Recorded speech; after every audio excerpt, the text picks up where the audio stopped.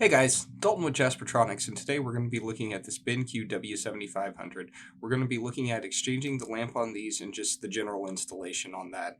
This unit was sent to us by a customer and had a couple of issues, and we'll also be going over those as well. So let's get started.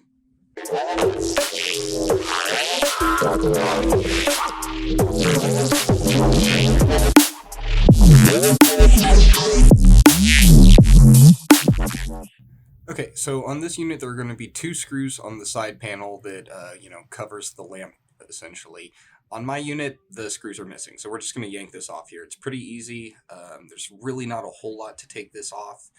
It's just got like this little tab on the bottom that you can kind of get your hands on, and then it just kind of pulls out from the left side there once you get those screws backed out. Okay, and here we have the actual bulb compartment itself, and we're just going to go over some quick things. So let me grab my pointer here / screwdriver.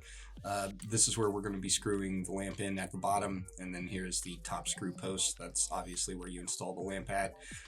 Here we have the connector at the top. This can be kind of a pain to line up to because you also have to line it up to a peg that is on the bottom right of the color wheel here.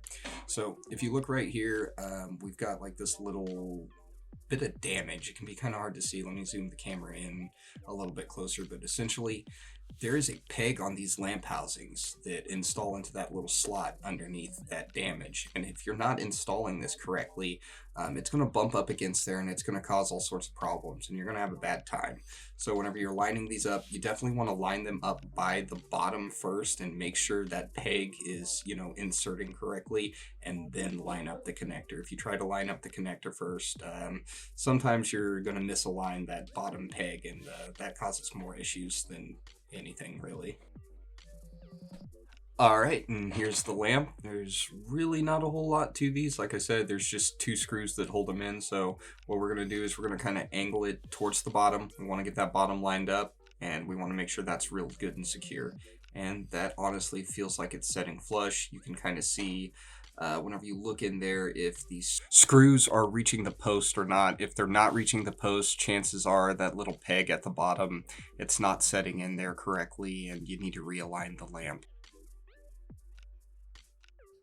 Alright, we've got that secured. It's not going anywhere. Really, the only thing left to do is get this lamp cover door closed and get the screws back in. Like I said, no screws on mine, but I'll just show you how this slips on. Just right there from the right, a couple of clips, just pops right in, and that's all set. Alright guys, and there you have it. We've got this lamp installed. It's all ready to go. Like I said, you just gotta put those two screws back in place and you're ready to go. So once again guys, thank you so much for watching. Definitely leave a comment below if you have any questions. Subscribe to us if you're looking for more content, and leave a like if we were able to help you out. So I'll see you in the next one. Thanks again guys. Later.